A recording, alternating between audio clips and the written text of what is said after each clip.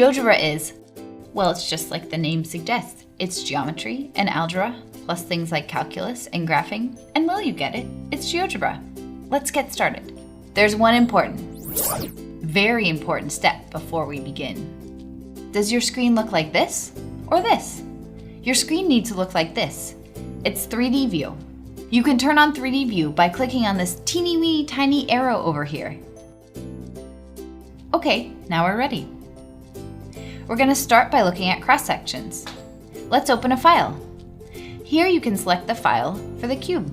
If you don't see the file and you have an internet connection, you can open it from GeoGebra Tube. Each button on the stylus has a different function, which we'll discuss as we explore. The front button on the stylus changes its function based on the menu item selected. Right now, Move is selected, so the front button lets you pick up things and move them. Let's practice. Use your stylus to hover over the light blue plane cutting through the cube. Press and hold your front stylus button to select the plane and move it around. Do you know you can create all these shapes?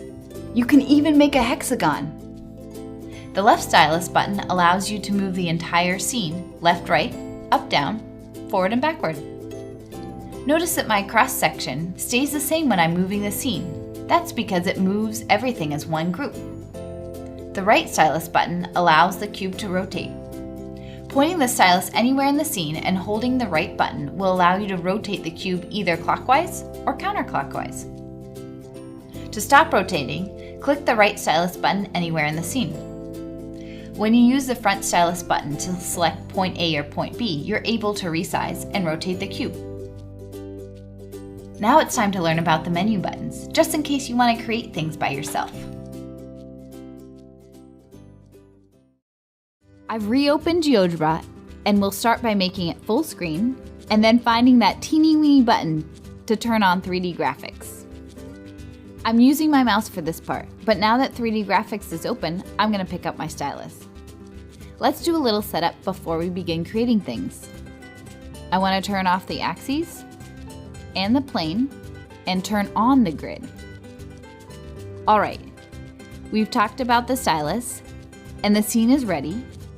I just need to point out a couple things about the menu. Notice the blue box around the icon. This means it's selected, and my front stylus button will do whatever is selected. Next, notice the little arrow on the menu item. This means there's more options. What should we build? A prism. Okay, back to creating things. My instructions are right here. Let's start with a triangle for the base. As you move your stylus over the scene, you'll see the tip of the stylus has changed. I'm ready to create 3 points to make my triangle base. Click 3 points in the scene and then back around to the first point to close off the triangle.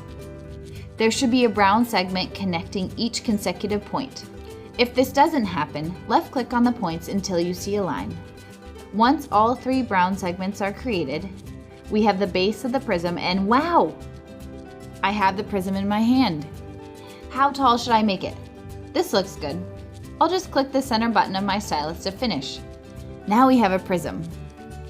You now have the basics of GeoGebra. Have fun exploring. There's so much more to try.